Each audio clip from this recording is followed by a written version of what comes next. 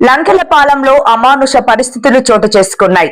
ఆటవిక సమాజంలో ఉంటున్నామా అనే విధంగా ప్రవర్తిస్తున్న గంగిరెద్దుల కాలనీ పెద్దలు.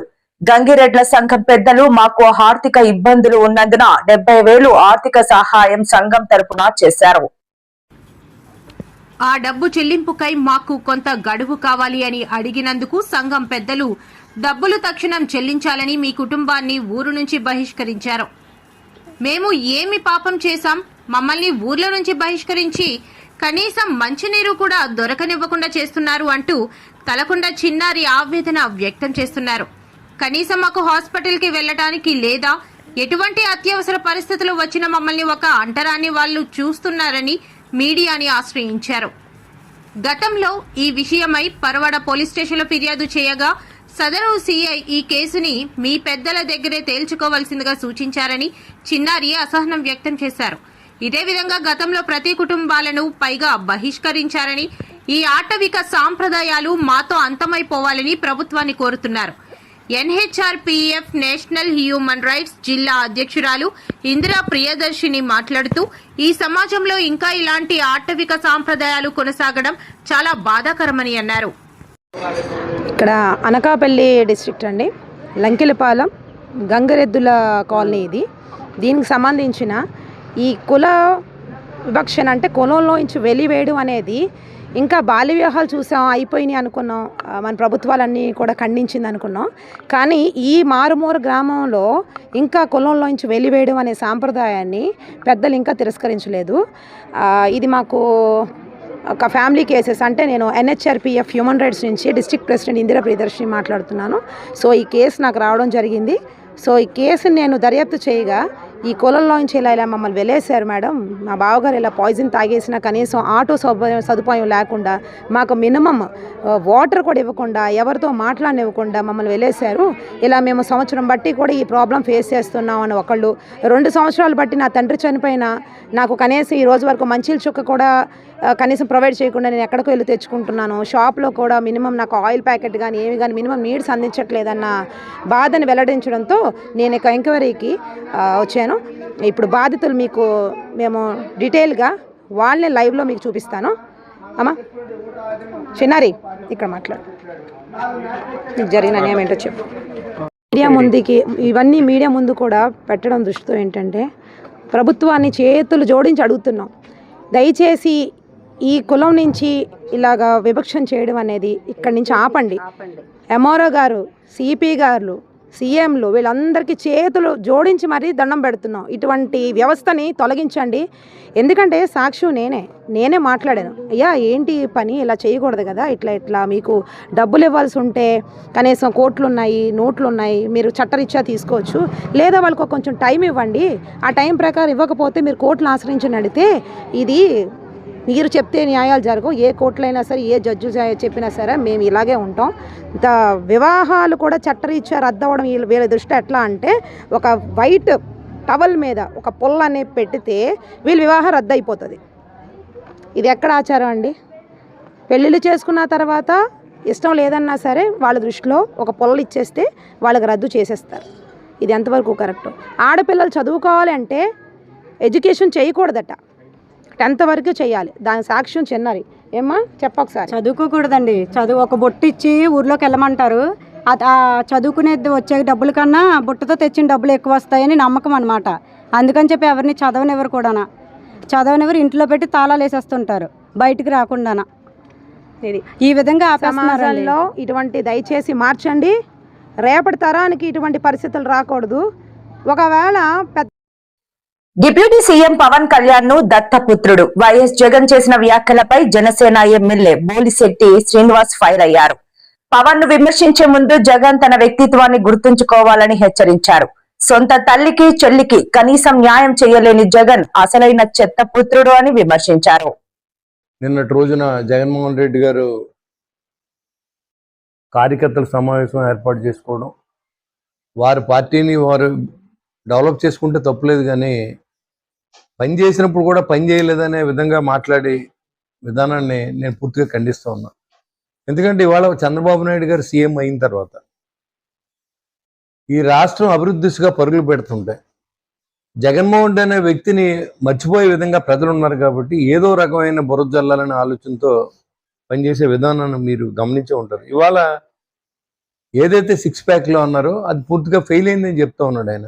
కళ్ళు కాకులు ఎత్తుకెళ్ళిపోయినా మాకు తెలియదు, కానీ మరి వాళ్ళ ప్రజలందరూ కూడా ఏదైతే చంద్రబాబు నాయుడు గారు మాట ఇచ్చారో అన్నీ కూడా ఆయన ఒకటొకటిగా చేసుకుంటూ వెళ్ళారు. నీకు 5 సంవత్సరాలకి 1000 రూపాయలు పెన్షన్ ఇవ్వడానికి నీకు సమయం తీసుకుంటే ఈరోజు గెలిచిన మరుక్షణం 1000 రూపాయలు పెన్షన్ పెంచి దాంతో పాటుగా పాత 3000 రూపాయలు ఇప్పుడు 4000 రూపాయలు కలిసి మనం ఇచ్చిన ఘనత చంద్రబాబు నాయుడు గారు దక్కుద్దని కూడా మీకు తెలియజేస్తున్నా. అది మొదటగా చూసుకుంటే అది అయిపోయింది. రైతు భరోసా వేస్తానని చెప్పాం. ఆర్థిక ఇబ్బందులు ఉన్నప్పుడు రైతు భరోసా వేసాం. తల్లికి 100 ఎంతమంది పిల్లలు ఉంటే అంతమంది పిల్లలు ఇస్తానని చెప్పాం, అంతమంది పిల్లలకి ఇచ్చాం. అది ఒకసారి వెరిఫై చేసుకోవచ్చు. రికార్డ్స్ చెప్తూ ఉంటాను, నేను చెప్తే అది వాస్తవం అనుకోవచ్చు, కాకపోవచ్చు. అదేవిధంగా రైతులకి 48 గంటల్లో ఈ రాష్ట్ర చరిత్రలో నువ్వు ఎప్పుడైనా నీ పరిపాలనలో రైతుకి అనుకున్న టైం డబ్బు వేయడం కానీ ఆ ధాన్యం ఎక్కడికన్నా తోలితే డబ్బులు ఎప్పుడు వస్తుందో కానీ అసలు రైస్ మిల్కి వెళ్తే అది అన్లోడ్ చేసుకుంటాడా లేదా లారీ, లేకపోతే రైస్ మిల్కి ఎంత డబ్బు ఇచ్చే విధంగా ఉన్నట్టు నీ పరిపాలనకి. కూటమి పరిపాలన వచ్చిన తర్వాత చంద్రబాబు గారి నాయకత్వంలో, పవన్ కళ్యాణ్ గారి నాయకత్వంలో, నాదెళ్ల మనోహర్ గారు శాఖ మంత్రిగా వచ్చిన తర్వాత 1650 కోట్ల రూపాయలని పాత బకాయిల్ని చెల్లించిన ఘనత కూటమి ప్రభుత్వం తక్కువదని కూడా మీకు తెలియజేస్తాను. మీరన్నీ కూడా అప్పులు గొప్పగా చేసి, రాష్ట్రాన్ని దోపిడీ చేసి, ఇసుకలో లూటీ చేసి, గ్రానైట్స్ గా అన్ని మీ అన్నయ్యలు కొండలు దారబెట్టి, ఆఖరికి మీరు మందులో కూడా కల్తీ మందును అమ్మించి చాలా మంది ప్రాణాలు తీసుకుని, కల్తీ మందు కూడా మాస్టర్లతో అమ్మించి, దాంట్లో కూడా ఆన్లైన్ మనీ లేకుండా అంతా క్యాష్ అండ్ క్యారీ తీసుకున్న డబ్బు తీసుకుని ఎవరికి లెక్క జమ చెప్పుకోకుండా డబ్బు తీసుకెళ్లిపోయిన కేసులో మీరు ఇరుక్కున్న సంగతి మీరు మర్చిపోయారేమో, గుర్తు తెచ్చుకోమని చెప్తున్నారు.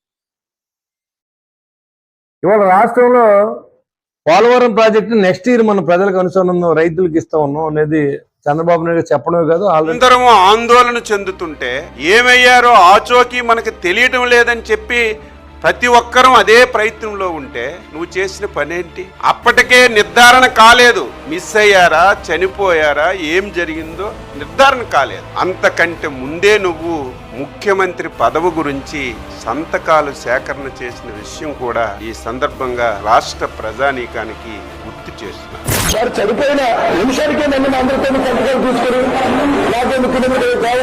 ఆయన మరణం తర్వాత వైఎస్ జగన్మోహన్ రెడ్డి గారు సీఎం కావాలని అందరూ సంతకాలు పెట్టిన తర్వాత అది 9వ పేరు 8వ పేరు నా సంతకం. నేను ప్రత్యక్ష సాక్షిని. నా దగ్గరికి వచ్చారు కొంతమంది, రండి ఆయన కోరుకున్నారు, ఆయన నిలబడతాం, ఆయన అనే విధాలుగా మనం ఆ సీట్లు నిలబెట్టాలి అంటూ ఎంత తొందరపడ్డారంటే, ఒక పక్క నుంచి ఎవరైతే మరణించారో, ఎవరైతే కనుక గతించారో అలాంటి వారి ఆ నాయకుడి యొక్క పార్థివ శరీరం ఇంకా ఇంటికి రాక మునిపే. రాజశేఖర్ రెడ్డి గారు ముఖ్యమంత్రి పదవిలో ఉండగా చనిపోతే కనీసం ఇంట్లోంచి అడుగు పెట్టకుండా జగన్మోహన్ రెడ్డి గారు తండ్రి చనిపోయిన మరుక్షణమే శవం ఇంట్లో పెట్టుకునే సంతకాల సేకరణ చేయలేదా? ముఖ్యమంత్రి పదవి కోసం అరువులు దాచలేదా? ఆ రోజు చాలా మంది చాలా అనుమానాలు వ్యక్తం చేశారు. జగన్మోహన్ రెడ్డి ఆ రోజు రిలయన్స్ వాళ్ళు చేశారని చెప్పి రిలయన్స్ ఏజెన్సీల మీద దాడి చేయించారు.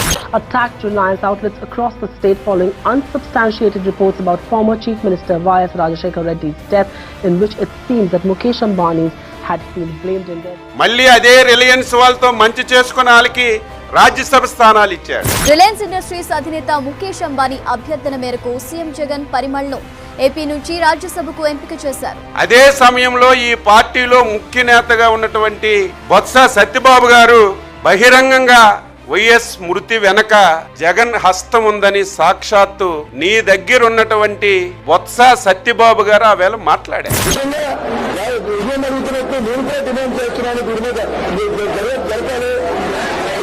ముఖ్యంగా ముందు జగన్మోహన్ రెడ్డి ఏ కుటుంబం జరపాలి మరి ఏవన్నీ స్వతంత్రాలు చూస్తుంటే నిన్న విజయాన్ని మాటలు చూస్తుంటే నాకు కూడా ఒక అనుమానాలు వస్తున్నాయి. కనుక నేను జరపండి, జగన్మోహన్ రెడ్డి గారు ఇందులో ఎంత పాత్ర ఉందో, లేదా కుటుంబ సభ్యులకు ఎంత పాత్ర ఉందో, లేదా బయట వాళ్ళకి ఎంత పాత్ర ఉందో, వీటన్నిటిపైన కూడా సక్రమంగా విచారణ జరపడంలో ఎవరికి ఏం ఇబ్బంది. ఏ సర్వేలు చూసినా 2014, 19 మళ్ళీ చంద్రబాబు నాయుడే ముఖ్యమంత్రి అవుతారు, ఎక్కడ ప్రజల్లో కూడా వ్యతిరేకత లేదు. అటువంటి పరిస్థితిలో ముఖ్యమంత్రి పదవి గురించి బాబాయి వైఎస్ వివేకానంద రెడ్డిని అడ్డంగా గొడ్డలతో నరికి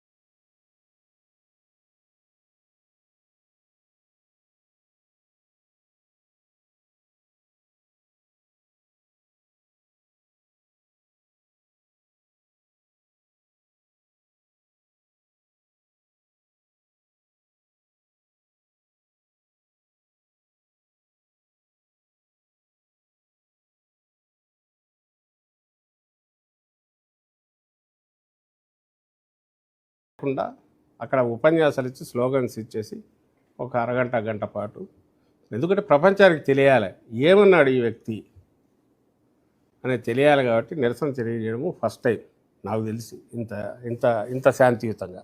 ఎక్కడ ఆవేశము ఎక్కువ దీనికి పోలేదు. ఆవేశం వచ్చింది, ఇంట్లో భార్యలను వాళ్ళను తీసుకెళ్ళి ఏమంటారు జగన్మోహన్ రెడ్డి చెప్తే పిల్లలను భార్యలను చెల్లెళ్ళగా కన్సిడర్ చేసి పెళ్ళిళ్ళు కూడా చేస్తారంటే అది నథింగ్ బట్ ఇంకా క్రూడ్గా చెప్పాలంటే తారుస్తారనే భాషలో మాట్లాడిన ఆ వ్యక్తి పైగా అతను గుర్తించినాడనేది కూడా తెలుస్తోంది. ఎందుకంటే వచ్చిన తర్వాత మార్నింగ్ లేచేసరికి పేపర్లో కనరాలేదు, న్యూస్ పేపర్లో మళ్ళీ దాన్ని తీసేశాడు. అంటే బహుశా తను కూడా నేను ఎక్కువ పోయానని గుర్తించినట్టున్నాడు. ఆలస్యమైంది, అప్పటికి వచ్చేసింది అది బయటికి, నా ఛానల్లో వచ్చేసింది. మరి దానికి నిరసన తెలియజేయాలన్నా వద్దా? దాని మీద ఇంకా ఆశ్చర్యకరమైన విషయం, అతనికంటే అతని స్టైల్ అట్లే ఉంటుంది. అంటే వీళ్ళది టెర్రరిస్ట్ లాంటి మీడియాలో టెర్రరిస్ట్ గ్రూప్ బ్యాచ్ అది. టార్గెటెడ్గా కొట్టాలంటే వాళ్ళు ఇంకా ఏ రకంగా పోతారనేది అక్కడే నేర్చుకోవాలి. అది అందరి చేత కాదు. దానికంటే వింతగొల్పే విషయం, చంద్రబాబు నాయుడు గారు, పవన్ కళ్యాణ్ గారు, వాళ్ళ చంద్రబాబు నాయుడు గారి కొడుకు లోకేష్, వాళ్ళు ఒక్కొక్కరు ఐ థింక్ ఒక ఆర్టికల్ రాసినట్టున్నారు ట్వీట్ల రూపంలో, వ్యాసాలే. వాళ్ళు అసలు ఎంత దాడి దుర్మార్గం ఫస్ట్ది, ఆశ్చర్యం. దీని దాడి అంటారేమో, ఎట్లా అంటారో నాకు తెలియదు. అందరూ చూసినారు, మీరు మీడియాతో సహా చూశారు. ఎవరి మీద దాడి చేశారు, ఎవరిని కొట్టారు, అదే అంతా అద్దాల ఇదే. ఎక్కడైనా ఏమన్నా రాయబడిందా, ఇంకోటి అయిందా? ఏం లేదుగా. అయినా సరే దాడి అన్నారు, ఇంకా దుర్మార్గం అన్నారు, నోటికి వచ్చినట్టు తిట్టారు. ఆయన పవన్ కళ్యాణ్ గతంలో ఎప్పుడో నాకు గుర్తు, వాళ్ళ అమ్మని ఏమన్నారో నాకు తెలియదు, కానీ ఒక 3-4 రోజులు శోకాలు పెట్టి ఆయన పెట్టిండేది. అదే అందరికి గుర్తే ఉండే ఉంటాయి. మరి ఈరోజు ఆయనకు పత్రికా స్వేచ్ఛ ఇవన్నీ ఎట్లా గుర్తొచ్చినాయో అర్థం కాలే. పోనీ ఇది పత్రికా స్వేచ్ఛ అంటాడేమో అది తెలియట్లా, ఎట్లా స్వేచ్ఛ అంటాడో. ఇలాంటి క్రూడ్ కామెంటు రాధాకృష్ణ ఆయనకే ఇది ఏదో రేపు దీనివల్ల ఇదవుతుందని పేపర్లో ప్రింట్ కాకుండా చూసుకున్న కామెంట్. మరి సిగ్గు లేకుండా ఎట్లా దాన్ని ఇది సపోర్ట్ చేస్తారు, ఏ రకంగా అతను చేస్తాడో అర్థం కావట్లా.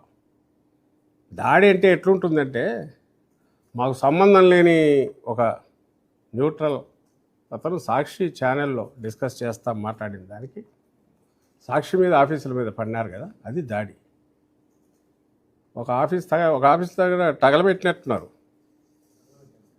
ఎక్కడో ఒక చోట. ఏలూరు సాక్షి ఆఫీస్, ఏలూరు సాక్షి ఆఫీస్ తగలబెట్టారు. మిగిలిన చోట్ల ఇక్కడ ఆటో నగర్ నాకు అన్ని వీడియోలు చూస్తే భయమేస్తుంటాయి. ఆ లేడీస్ వాళ్ళు వచ్చి గేట్లతో ఇది తోసేసి పగలగొట్టి బోర్డులన్నీ కిందేసి తొక్కి అది దాడి. మరి నాకు అర్థం కావట్లేదు. అదేమో ప్రజాస్వామ్యం వైఖరి మళ్ళీ స్పష్టం చేశారు.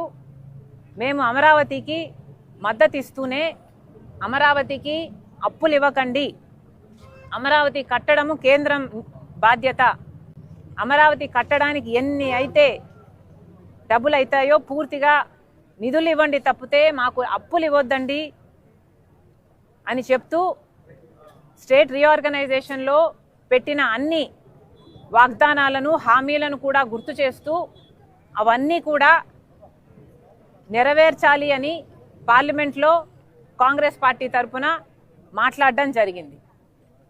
అది మా వైఖరి. ఇంకా మీకు స్పష్టంగా అర్థం కాకపోతే ఇప్పటికైనా అర్థం చేసుకోండి. మేము కాంగ్రెస్ పార్టీ తరఫున అమరావతికి మద్దతు ఇవ్వడమే కాదు, అమరావతికి కావాల్సిన ఏ సహకారమైనా కాంగ్రెస్ పార్టీ తరఫున మేము చేయటానికి సిద్ధంగా ఉన్నాం. ఒక్క నిమిషం, లెట్ మీ కంప్లీట్ ఇట్.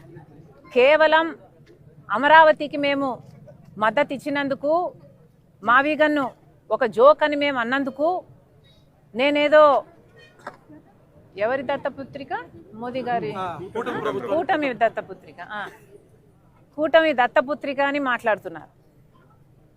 పచ్చకామర్లు కమ్మినోనికి లోకమంతా పచ్చగానే కనిపిస్తుందట.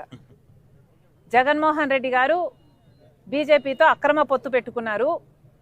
ఎందుకంటే బహిరంగ పొత్తు పెట్టుకునే దమ్ము లేదు, ఆయన ఓటు బ్యాంకు అనుమతించదు. కాబట్టి బీజేపీతో మోడీతో అక్రమ పొత్తు పెట్టుకున్నారు. మోడీ గారి దత్తపుత్రుడిగా ఇన్ని సంవత్సరాలు అధికారంలో ఉన్న ఇన్ని సంవత్సరాలు ప్రతి బిల్లుకు మద్దతు ఇచ్చారు. కాలర్ పట్టుకొని ప్రత్యేక హోదా తీసుకొస్తాను అని బోట్లేంచుకున్న జగన్మోహన్ రెడ్డి గారు ఒక్కసారి కూడా ప్రత్యేక హోదా గురించి మోడీ గారి దగ్గర ప్రస్తావన తెచ్చిందే లేదు. కాబట్టి వీళ్ళు మోడీ గారికి దత్తపుత్రుడిగా బీజేపీతో అక్రమ పొత్తు పెట్టుకున్నారు. కాబట్టి మేము కూడా అలాగే వ్యవహరిస్తున్నామని వీళ్ళు అనుకుంటున్నట్టున్నారు. అయ్యా, మాకు అవసరం లేదు. చంద్రబాబు గారితో మేము అక్రమ పొత్తు పెట్టుకోవాల్సిన అవసరం మాకు రాలేదు, మాకు రాదు. ఇది కాంగ్రెస్ పార్టీ. రాజశేఖర్ రెడ్డి గారు ఏ లెగసీనైతే కాంగ్రెస్ పార్టీకి వదిలి వెళ్ళారో ఆ లెగసీని మోస్తున్న వాళ్ళం మేము, ఆ ఐడియాలజీని మోస్తున్న వాళ్ళం మేము. మీలాగా బీజేపీకి మతం పేరుతో కులం పేరుతో చిచ్చు పెట్టే బీజేపీ పార్టీకి మద్దతు ఇస్తున్న వాళ్ళం కాదు మేము. రాజశేఖర్ రెడ్డి గారు నిజమైన వారసులుగా, ఐడియాలజీకి మేము నిజమైన వారసులుగా మేము బీజేపీకి వ్యతిరేకంగా పోరాటాలు చేస్తున్నాం. కులాన్ని మతాన్ని అడ్డు పెట్టుకొని ఆ పేర్లు వాడుకొని చిచ్చు పెడుతుంటే మేము వ్యతిరేకిస్తున్నాం. పైగా ఏమన్నారండి, బొత్స అదేంటిది కాదు ఆయన కాదన్నా, మొన్న మేము కుక్కలమని ఒప్పుకున్నాడు కదా, ఆయన పేరేం పేరు, మేము కుక్కలము అని ఒప్పుకున్న వాళ్ళు మొరుగుతారు. అది వాళ్ళ నైజం. మేము సమాధానం చెప్పాల్సిన పని లేదు. కానీ మేము ప్రజల పక్షాన పోరాటం ఏం చేశాము అని అడుగుతున్నారు కదా. మేమేనండి ప్రజల పక్షాన పోరాటాలు చేస్తున్నది. విశాఖ స్టీల్కైనా మేమే పోరాటాలు చేశాం, రైతుల పక్షాన మేమే పోరాటాలు చేస్తున్నాం. ఇప్పుడు ఉపాధి హామీ పరిరక్షణ యాత్రగా 50 రోజుల వ్యవధిలో ప్రతి పార్లమెంటులో 2-3 గ్రామాలు తగిలేటట్టు యాత్రలు చేసింది